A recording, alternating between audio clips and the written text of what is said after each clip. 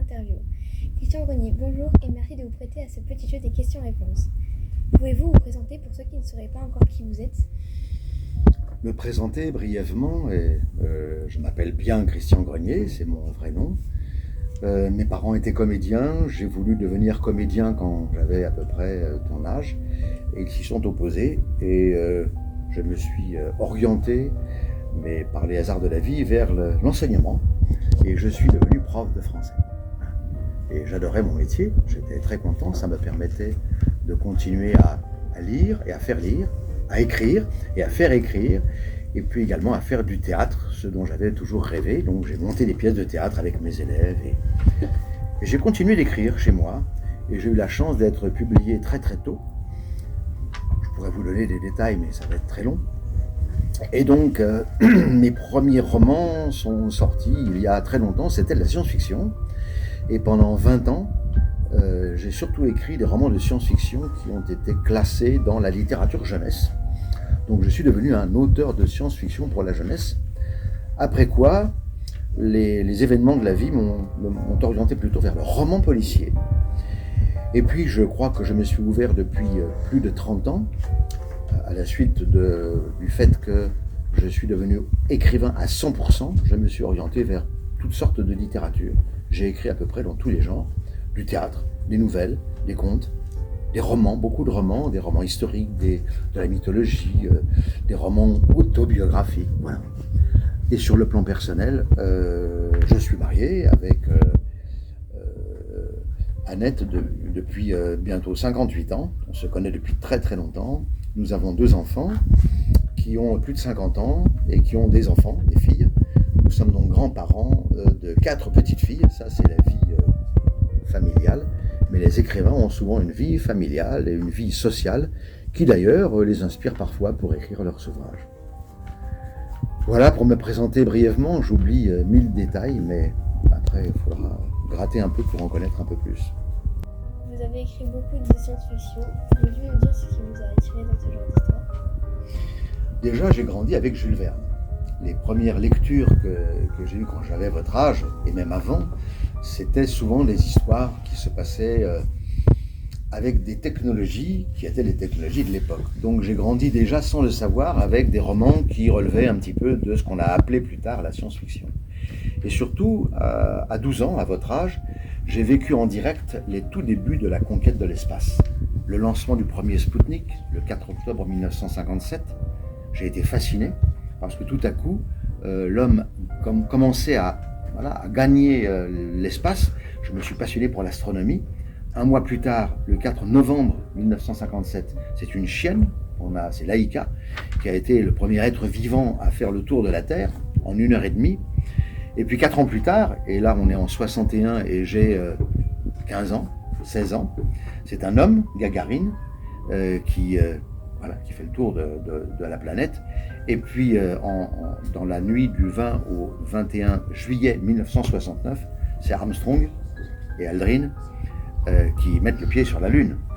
Donc, je m'aperçois peu à peu, en grandissant, que la science-fiction parle du futur et que parfois, des événements de la réalité rejoignent ce qu'avaient prédit, en quelque sorte, les auteurs de science-fiction. Et au départ, mon intérêt a été le space opéra, c'est-à-dire la conquête du ciel, les planètes, les autres galaxies, la vie ailleurs dans l'univers. Y a-t-il une vie extraterrestre ? S'il y en a une, est-ce qu'on peut communiquer ? Toutes sortes de questions que je me suis posées, questions auxquelles les romans de science-fiction apportaient des réponses, parfois des réponses fantaisistes, mais voilà ce qui m'a séduit dans la science-fiction et voilà pourquoi, en effet, j'ai commencé par écrire des romans dans le domaine qui me passionnait, qui était la conquête de l'espace. Et après, je me suis aperçu que la science-fiction touchait à des sociétés différentes, à des êtres différents, des mutants, des robots, des cyborgs, à des systèmes de vie différents, à d'autres types de sociétés, et ça touche là à l'organisation du monde. Et je m'intéresse beaucoup encore aujourd'hui à l'organisation du monde. Voilà pourquoi la science-fiction est un genre qui me paraît passionnant, parce qu'elle parle du futur. Et comme le disait Woody Allen, le futur m'intéresse parce que c'est justement là que j'ai l'intention de passer mes prochaines années. Et maintenant, vous écrivez plutôt du policier ? La science-fiction, c'est terminé ? Ah, la science-fiction, c'est jamais terminé. C'est un virus quand on l'a, on a des rechutes. Et j'ai encore des rechutes parce qu'il m'arrive d'écrire encore des romans de science-fiction. D'ailleurs, dans les collèges, circule beaucoup en ce moment Virus et l'IV3 ou La mort des livres. Et l'action se déroule en 2100.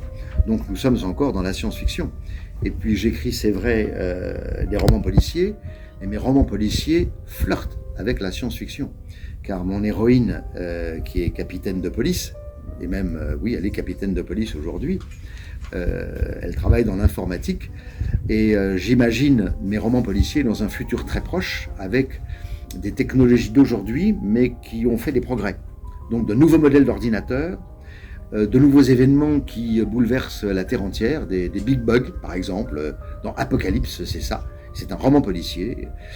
Nous avons des univers virtuels qui me permettent, dans mes romans policiers, de flirter avec la science-fiction. Je pense à 5 degrés de trop, dont l'action se passe aussi en 2100, et donc je mélange fréquemment science-fiction et romans policiers. Alors que ce sont deux genres littéraires totalement différents. Mais on peut tenter de marier les deux. Moi j'ai deux passions, ces deux genres littéraires, et il m'arrive en effet de vouloir de temps en temps écrire des romans policiers dans un univers qui est déjà peut-être un univers de science-fiction. J'ajoute que certains éditeurs me demandent de rééditer mes anciens romans de science-fiction. C'est comme ça que, par exemple, Les Cascadeurs du Temps, qui date de 1976, est réédité aujourd'hui. Donc souvent, mes vieux romans sont réédités dans d'autres collections, chez d'autres éditeurs.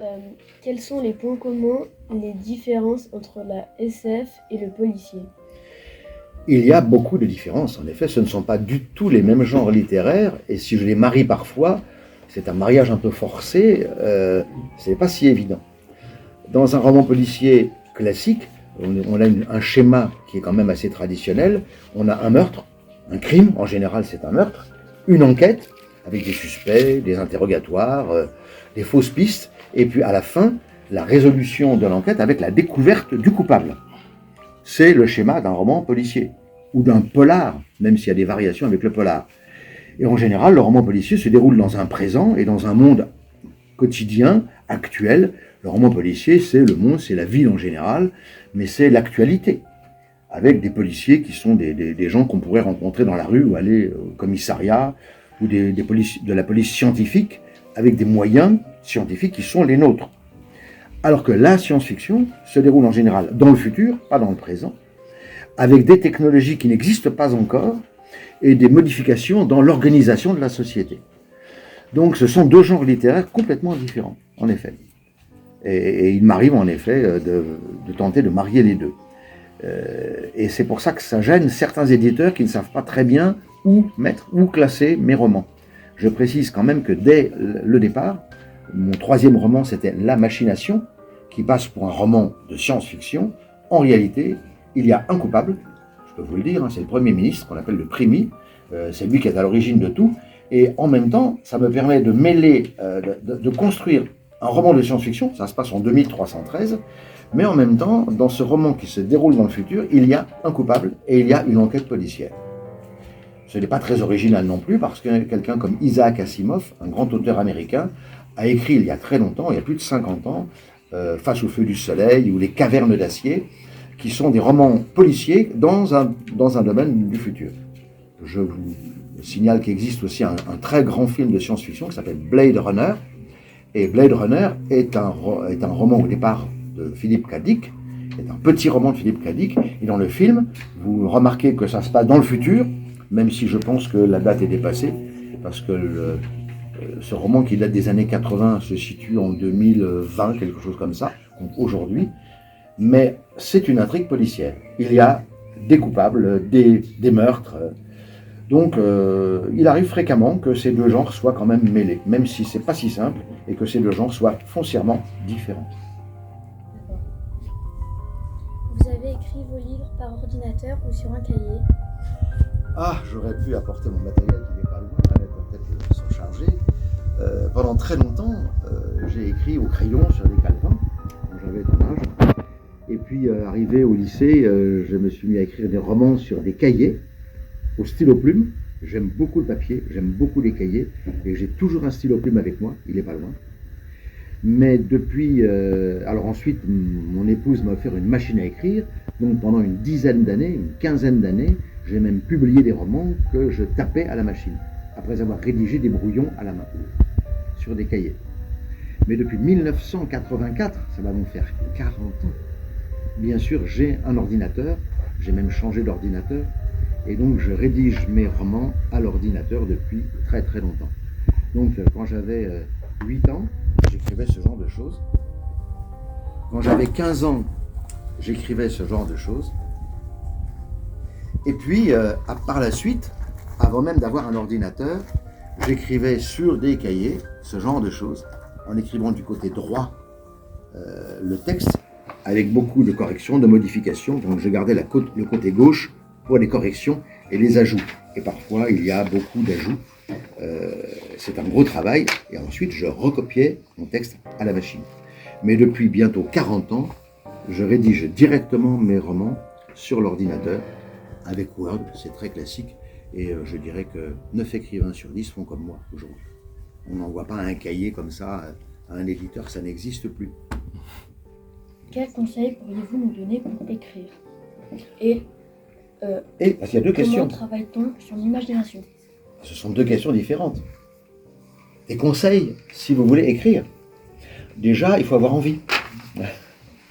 J'ai des amis qui me demandent, qui me disent « J'aimerais bien écrire, moi aussi, mais j'ai pas envie. » Bah tant pis, il faut faire autre chose. Hein. Et comment a-t-on envie d'écrire? En lisant. Donc je dirais, si vous ne lisez pas, je pense qu'il y a peu de chances pour que vous ayez envie d'écrire. Et en même temps, apprendre à écrire, c'est d'abord savoir lire. Et savoir lire, c'est lire beaucoup. Et lire des choses très différentes. Et avancer dans la lecture de textes de plus en plus complexes, de plus en plus divers, s'ouvrir à tous les auteurs, à tous les genres, à tous les styles. C'est passionnant. Et j'ai 78 ans et j'en ai pas fait le tour. Donc l'écriture a ceci de magnifique, c'est que c'est un univers tellement large qu'on peut passer sa vie à écrire. Je pense à Michel Péramore, qui est mort récemment, il avait quasiment 100 ans, et qui a passé 80 ans de sa vie à écrire. Et c'est un plaisir qu'on a et qu'on cultive sans cesse. C'est aussi presque une drogue, parce que quand on a compris le plaisir qu'on a à écrire, on devient accro et on écrit tous les jours. Moi, j'écris tous les jours. Les écrivains écrivent en général tous les jours. C'est donc une question d'entraînement. Et pour s'entraîner, quelquefois c'est difficile. Les grands sportifs s'entraînent aussi. Hein. Quand on les voit jouer au foot, ça dure 1h30, mais ils passent leur vie à s'entraîner, à faire du sport, à faire de la gymnastique, et c'est contraignant. Et cette contrainte peut devenir un plaisir. Faire du vélo aussi, les grands coureurs cyclistes vont te dire qu'au départ, quand ils avaient 4 ans et demi, ils ont fait du vélo, mais il y avait 2 petits trous derrière, et puis ils se sont écorchés les joues quand on a enlevé le petit trou. Et quand on me dit aussi que je n'aime pas lire, c'est pas qu'on n'aime pas, c'est qu'on s'est vite découragé, et on a eu tort.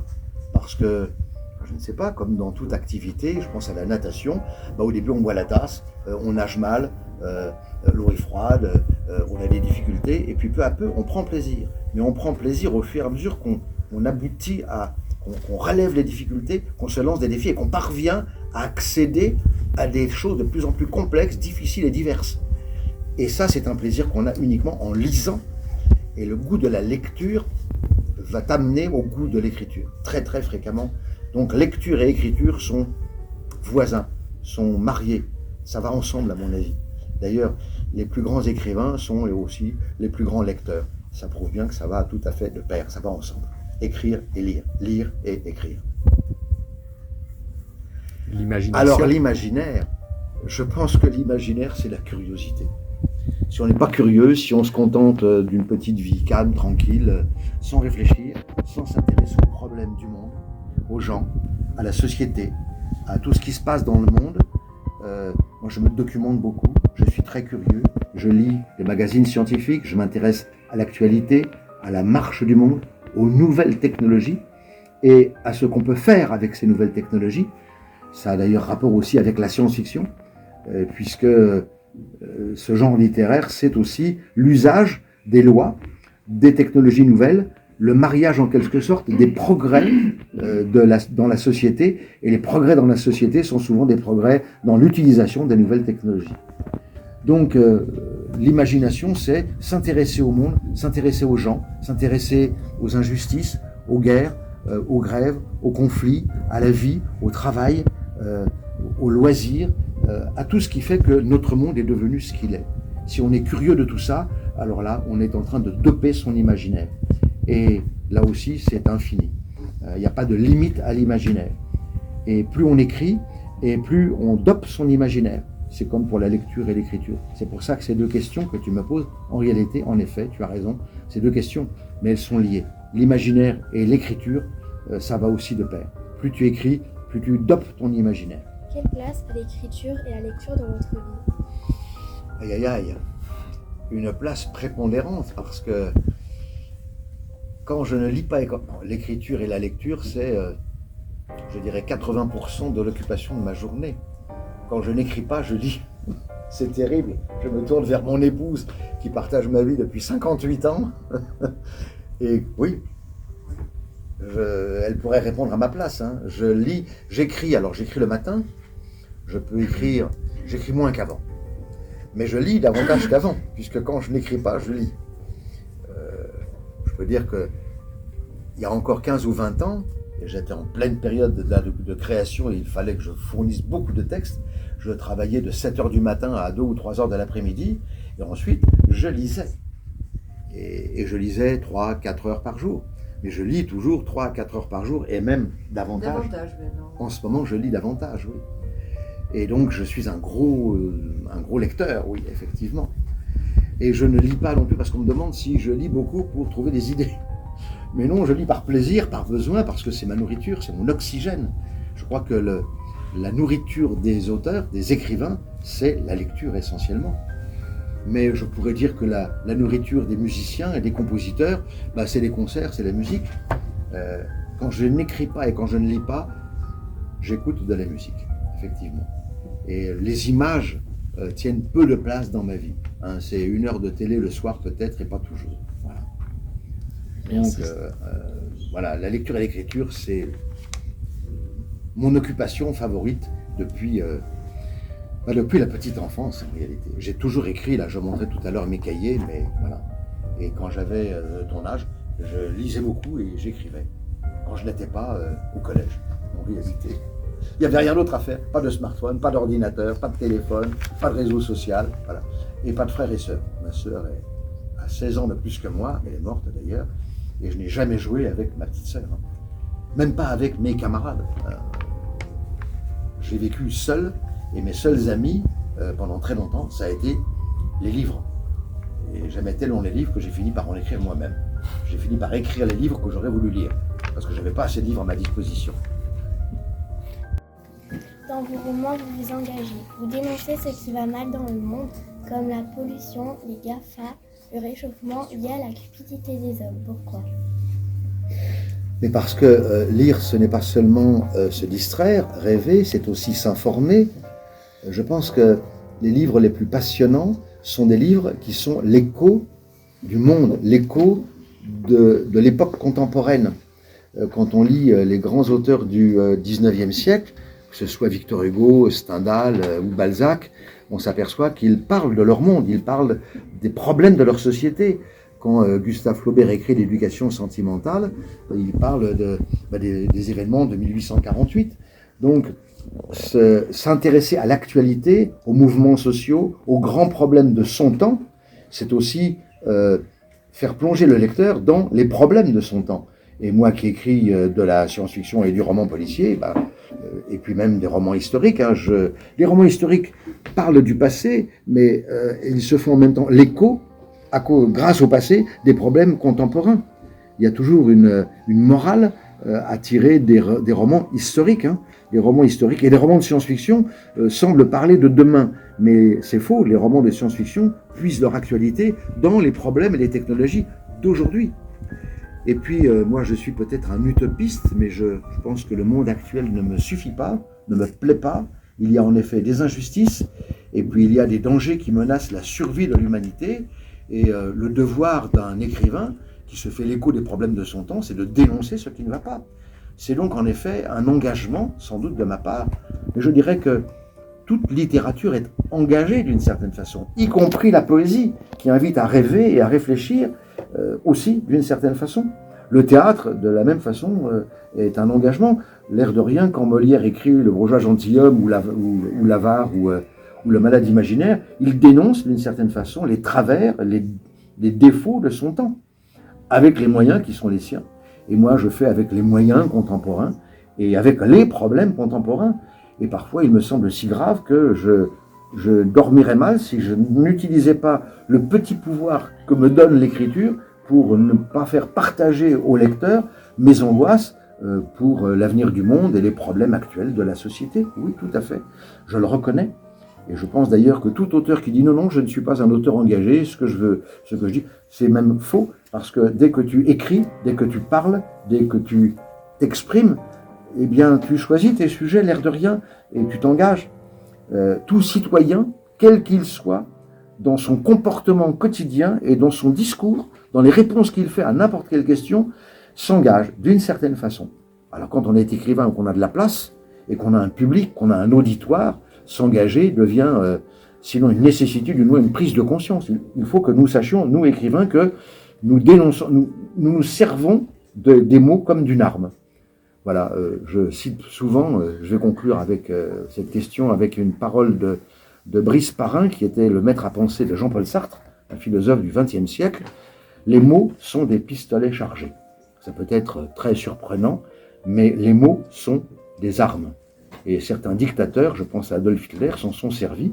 Je dis souvent qu'Adolf Hitler, de sa propre main, n'a sans doute jamais tué personne, mais il est le responsable de millions de morts à cause de son discours et de sa pensée qu'il a exprimée avec des mots.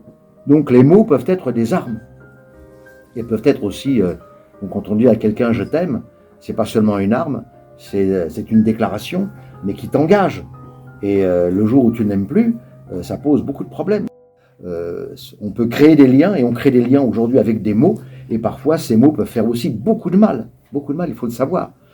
C'est aussi un des problèmes du harcèlement, hein. Et quelquefois avec les réseaux sociaux et les mots qu'on dit ou qu'on prononce, on peut faire très très mal. Il y a des crimes indirectement qui peuvent être faits uniquement avec des mots.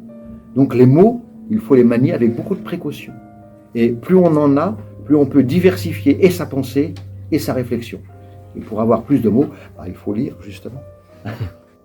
Quelle différence y a-t-il entre l'écriture d'un roman et celle d'un scénario de dessin animé, comme celui que vous avez écrit pour Les Mondes Engloutis? C'est très différent. Dans le roman, déjà, on est libre du sujet. Un romancier va choisir de s'exprimer, il est libre de tout. Il est le maître total de tout. Et en même temps, il y a un ton, un style qui est le sien, avec les mots, les phrases qu'il emploie. Et là, il en est le responsable total. Dans un scénario, déjà, on n'est pas tout seul parce qu'on a souvent un cahier des charges. C'est-à-dire que le scénario, c'est le scénario d'une série ou d'un film. On est limité dans le temps, on est limité dans l'action parfois parce que on s'adresse à un public particulier et on le sait dès le départ, ce qui n'est pas toujours le cas pour le roman. Et puis on est limité dans les personnages, puisque tu me parles des Mondes Engloutis, je ne suis pas l'auteur des Mondes Engloutis. Je suis l'auteur de certains scénarios des Mondes Engloutis parce qu'on m'a livré un cahier des charges avec des personnages, Bic et Bac, Arcana, Spartacus, Bob et Rebecca. J'avais toutes sortes de personnages et Nina Volmark, qui était la responsable et l'auteur de la Bible, m'a dit « Je veux des scénarios avec une histoire originale, mais avec ces personnages-là. » En même temps, j'avais un décor qui m'était imposé, c'était le Chagma, c'était les strates avec les pirates, et j'avais donc un matériel à ma disposition. C'est un peu comme si pour une bande dessinée, Hergé, qui n'a plus envie de faire sa propre bande dessinée, disait à un auteur « Je veux une histoire, une nouvelle histoire de Tintin. » Alors il y a Tintin, il y a Milou, il y a le capitaine Haddock, il y a les deux Dupont, il y a le professeur Tournesol. Je vous donne tout ça et maintenant, inventez-moi une histoire. Mais il faut qu'elle soit conforme aux personnages, à leur caractère. Et donc c'est très compliqué. Il faut obéir à une sorte de cahier des charges, de prescription, et utiliser des personnages qui existent déjà. Et par ailleurs, on est limité là. C'est 28 minutes. C'était 28 minutes. Donc dans un roman, on a quand même une grande liberté dans l'action, dans les personnages. Là, on est encore limité par le temps. Donc c'est très différent, et un scénario de bande dessinée nécessite qu'il y ait à gauche les dialogues, tout ce qui va être prononcé et dit, et à droite l'image, avec travelling avant, et la durée, 3 secondes, 4 secondes, un plan, le plan américain, un zoom, etc. Donc tout doit être précisé sur le papier. Mais en même temps, c'est pas du tout du roman. Ce qui sera vu à l'écran, c'est ce que j'ai mis à droite et ce que j'ai mis à gauche. Ce qui doit être entendu par les personnages, c'est ce qui est à gauche. Donc on est une sorte de maître d'œuvre, mais ensuite c'est au caméraman et surtout aux dessinateurs des des dessins animés de mettre en œuvre tout ce que moi j'ai proposé sur mon scénario. Et ce scénario doit avoir 28 minutes. Hein. Donc tout est chronométré. Donc le travail d'un scénariste est beaucoup plus limité, c'est beaucoup plus contraignant, on a beaucoup moins de liberté que quand on écrit un roman. Y compris quand ce doit être un roman policier ou un roman pour les plus de 12 ans ou un roman, on est quand même libre de ses personnages, de son décor, de son action, du contenu. Donc c'est très très différent en effet. Retour sur votre carrière, quand vous vous retournez, que vous dites-vous? Quel bilan de toutes ces années faites-vous? À la vérité, je ne me retourne pas beaucoup. Je me retourne très rarement.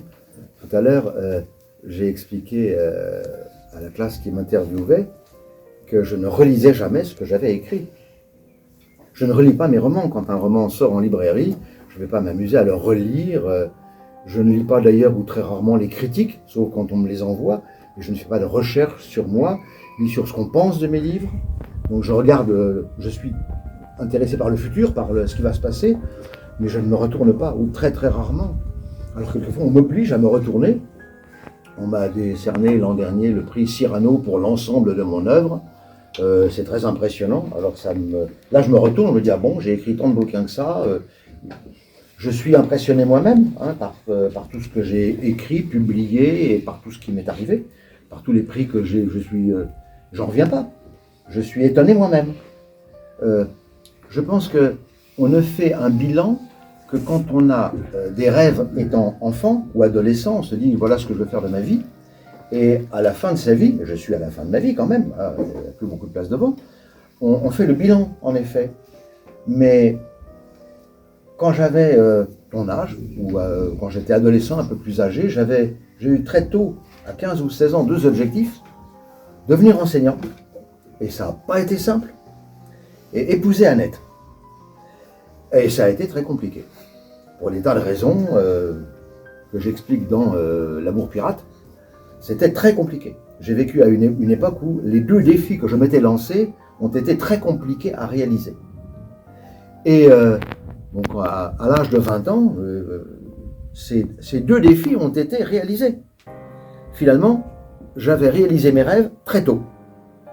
J'écrivais, mais je ne voulais pas devenir écrivain.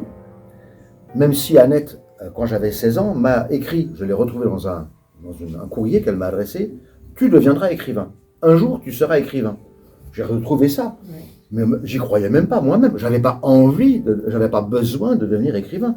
J'avais besoin d'écrire. Et j'ai continué d'écrire. Le hasard a voulu que mes amis qu'Annette m'a fait une machine à écrire, que j'ai tapé un roman à la machine, que mes amis m'aient conseillé de présenter ce roman à un éditeur, et que très vite, très tôt, j'ai été publié. Puis j'ai eu des prix, j'ai été récompensé, j'ai été demandé, j'ai été sollicité. Alors tout ça, c'est un plus. J'en demandais pas tant. Je ne demandais pas tant de la vie.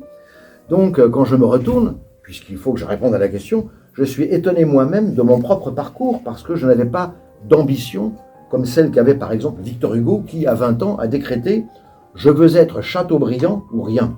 C'est comme si je disais « Je voudrais être Victor Hugo ou rien », ou « Je voudrais être, je sais pas, Marcel Proust ou rien ». Je n'ai jamais eu cette intention-là.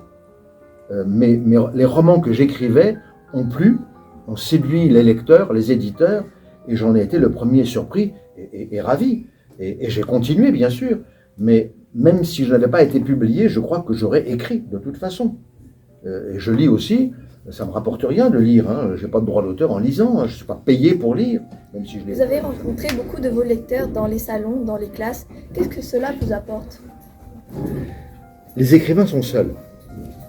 Contrairement aux comédiens qui, eux, ont un public, alors les comédiens peuvent voir, quand ils sont en représentation, si on les applaudit ou pas, ou si on leur jette des tomates. Donc on a un contact direct quand on est comédien avec le public. L'écrivain n'a pas de contact avec ses lecteurs. Sauf quand il se rend dans des lieux comme aujourd'hui, ou dans les salons de livres. C'est le seul moyen pour un écrivain d'avoir un contact avec, d'avoir un retour sur ce qu'il écrit, de savoir ce que les jeunes lecteurs ont pensé, ont senti. C'est un échange. Donc c'est aussi parfois un besoin de prendre la température de ces lecteurs, que de les fréquenter, que de dialoguer avec eux, que de répondre aussi à leurs questions et que de voir leur degré d'intérêt pour ce qu'ils ont écrit. Donc sans ces contacts-là, peut-être que les écrivains écriraient autrement. Sans doute les lecteurs, lors des rencontres, ont-ils une influence sur ce que les écrivains vont écrire. Et c'est une influence indirecte, mais c'est sans doute aussi une influence. Et puis je crois aussi que, alors je vais modifier la question, je crois que j'essaie, quand je rencontre mes lecteurs, de leur apporter quelque chose, de leur faire partager ma passion pour l'écriture, ma passion pour la lecture, de les ouvrir à ce qui est pour moi une passion, qui est la littérature. C'est donc pour moi aussi un partage, le fait de rencontrer mes lecteurs, et le besoin de leur faire justement partager, de leur donner ce virus de la curiosité, de l'écriture et de la lecture. C'est aussi une mission, indirectement, que les écrivains ont quand ils rencontrent leur public. Quel est votre plus grand regret dans votre carrière et votre plus grand plaisir? Mon plus grand regret, je n'ai pas de regret. Je n'ai pas de regret dans ma carrière, ce qu'on appelle la carrière. Je peux avoir des regrets dans d'autres domaines, dans ma vie, mais sur le plan de ma carrière, avec un C majuscule, dans mon heure, avec un O majuscule, tu vois, c'est pour moi des mots qui sont grandioses et grandiloquents par rapport à... j'ai pas l'impression d'avoir fait une œuvre, comme me le disent certains, et donc j'ai pas de regrets. J'ai pas de regrets. Annette a des regrets, elle me dit que j'aurais... Si elle me dit, c'est un regret de ma femme, hein, si je t'avais offert une machine à écrire 1 an avant, tu serais devenu un auteur de romans policiers, et peut-être qu'aujourd'hui, tu ne serais plus du tout, tu n'aurais pas ce public de jeunesse, et tu n'aurais pas écrit de science-fiction. Bon. Donc il y a des événements dans la vie qui font que j'ai été orienté vers la littérature jeunesse, et puis vers la science-fiction, mais j'ai pas de regret. Mais ce n'est pas un regret. Hein. C'est pas un regret, non, non. Ah non, Et puis, parce que je trouve extraordinaire. mon plus grand plaisir, je crois que c'est d'écrire, en réalité. Alors je sais que rencontrer ses lecteurs, c'est important, mais je pourrais ne pas rencontrer mes lecteurs, que je continuerai d'écrire. Et le plaisir que j'ai est un plaisir doublé de souffrance, bizarrement, et je ne suis pas maso pourtant, hein, parce que c'est difficile d'écrire. C'est complexe, on met la barre de plus en plus haut, on se lance des défis, mais c'est en même temps un plaisir que de se défier pour tenter de livrer le meilleur de soi-même par l'écriture. Et c'est ça le plaisir en réalité, c'est le plaisir de l'écrivain, c'est écrire. Ce n'est pas d'avoir des prix, d'être interviewé, d'avoir son nom dans les journaux, bien sûr que non. Ça c'est un petit moment dans la vie, mais le grand moment de l'écrivain, c'est l'acte d'écrire. C'est-à-dire de transformer en mots et en phrases tout ce qu'il a dans la tête, de le faire passer avec les mots. C'est tout simplement la littérature, c'est la création. C'est l'acte de création qui est le plus grand plaisir, je pense, de l'écrivain, en tout cas le mien. Une question que vous auriez aimé que nous vous posions, un conseil. Une question, un conseil. Non, vous me posez des questions, je réponds aux questions. Je pense que les lecteurs pourraient être intéressés par, justement, le bonheur. J'ai rarement des questions sur le bonheur. C'est-à-dire, êtes-vous heureux? Qu'est-ce que le bonheur? Comment faire pour que la société s'améliore?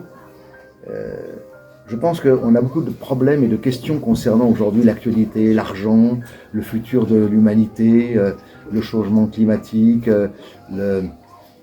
toutes sortes de problèmes, d'économie, tu vois. Mais le bonheur, qu'est-ce que c'est que le bonheur? Comment trouver le bonheur? Voilà. Là, j'aurai des réponses. Mais c'est dommage, je n'ai pas eu cette question sur le bonheur, donc je ne peux pas y répondre. Comme je suis écrivain et comme je passe par les livres, le conseil c'est essayer de faire l'effort de lire justement. Même si vous pensez que lire est un pensum, c'est parce que vous n'avez pas assez lu, vous n'avez pas choisi les bons textes. Et je pense que les livres, les vrais livres, hein, j'entends, hein, je ne parle pas du tout des e-books ou des films, les mots, la littérature, c'est un plaisir immense. Et je pense qu'on peut passer sa vie sans lire. Mais qu'est-ce qu'on rate ? Qu'est-ce qu'on rate ? Moi, je sais que je n'ai pas raté de ce côté-là parce que c'est un plaisir immense, infini. On n'en a jamais fait le tour. Et la curiosité et la lecture et s'informer et rêver en lisant, c'est sans doute l'un des plus grands plaisirs. Et là aussi, c'est une forme de bonheur quand on peut échanger avec tous les grands auteurs du passé et du présent. Et c'est accéder à une grande forme de bonheur que d'avoir cette connaissance et ce plaisir de lire. Merci Christian pour être venu ici. Merci de m'avoir accueilli et merci de continuer à me lire moi-même, mais aussi à lire tout ce qu'il y a au CDI et tout ce que vous allez, et tout le bonheur que vous allez avoir à découvrir les grands plaisirs de la littérature. Merci à vous aussi.